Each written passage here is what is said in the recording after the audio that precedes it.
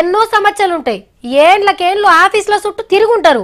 ఎంతో మంది లీడర్లు మారుంటారు. కానీ ఒక పని అయితే ఇంకోటి కాదు.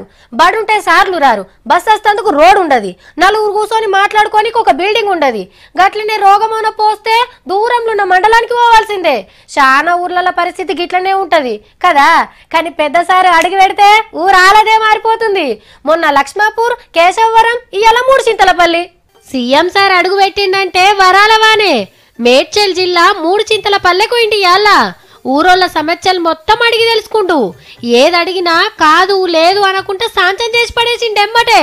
1,20,00,000 రూపాయలు అయితే కొంత మోరీలు బాగుపడతాయి అంటున్నారు. 1,20,00,000 పర్వాలేదు, ఎస్టిమేట్ చేసినప్పుడు 1,50,00,000 పర్వాలేదు, దాన్ని మంజూరు చేస్తా ఉన్నాం. ఈ రోజు రేపు సాయంత్రం లోపే ఈ 5 ట్రాన్స్ఫార్మర్లు మీ ఊరికి తెచ్చి ఫిట్ చేస్తారని చెప్పి కూడా ఊర్లా చిన్న దవాఖానా, పెద్ద కమిటీ హాల్, మంచి రోడ్లు, ఇండ్లు లేని వాళ్ళకి ఇండ్లు కట్టిస్తా అని మాటిచ్చిండు. నేను పేదోన్న ఒక కోరిక అడుగుతున్నా, మిమ్మల్ని చేస్తారా? సార్ కోరిక కోరిండంటే అదేదో పెద్దదయ్యి ఉంటది అని అనుకుంటున్నారులే. ఒకటి ఇంటి అమ్మ పేరు పెట్టాలి, చెట్టు ఎండిపోతే అమ్మ ఎండిపోయినట్టే. ఒకటి ఇంటి ఆయన పేరు పెట్టాలి, ఇంకోటి 2 పిల్లలు ఉంటే 2 పిల్లల పేరు పెట్టాలి. పెద్ద మనుషులు బతికింటే వాళ్ళ పేరు పెట్టాలి, చచ్చిపోయినా సరే వాళ్ళ పేరు పెట్టాలి. పెద్దలు కాబట్టి పెట్టి వాళ్ళ పేరు పెట్టి మనం ఎట్లయితే రోజు మంచినీళ్ళు తాగుతామో ఒక మగ్గు నీళ్ళు ఆ చెట్టుకు పోయాలి. 2 ఏళ్ల తర్వాత కేసీఆర్ ఇట్లా పోతుంటే మూడుచింతలపల్లిలో ఇండ్లు కనపడద్దు, చెట్లే కనిపించాలి. పక్క మాట అనేది. చెట్లు ఎందుకు పెంచాలో అందరికి అర్థమయ్యేటట్టు మళ్ళోపారు చెప్పిండు సారు. ఊళ్ళ మీద కోతులు వచ్చి పడుతున్నాయి.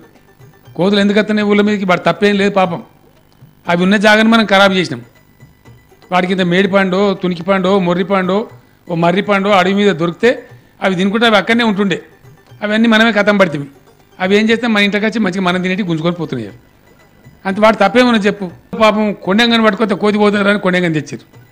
ఆ కోతులు కూడా సమావేశం పెట్టి 100-200 కలిసి కొండంగ మీద దాడి చేస్తున్నాయి. అవి కూడా అవి సంఘటితమైపోయి కోతులు కూడా సంఘటితమైపోయి ఇక ఆఖర్లా గీ సాత్రం చెప్పి అందరినీ నవ్విచ్చిండు.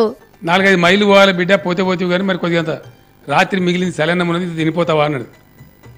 ఎందుకు పెద్ద ఏం బాధలేదు, సలన్నం తింటా ఉడకన్నం ఏదాకా ఉంటానన్నాడు.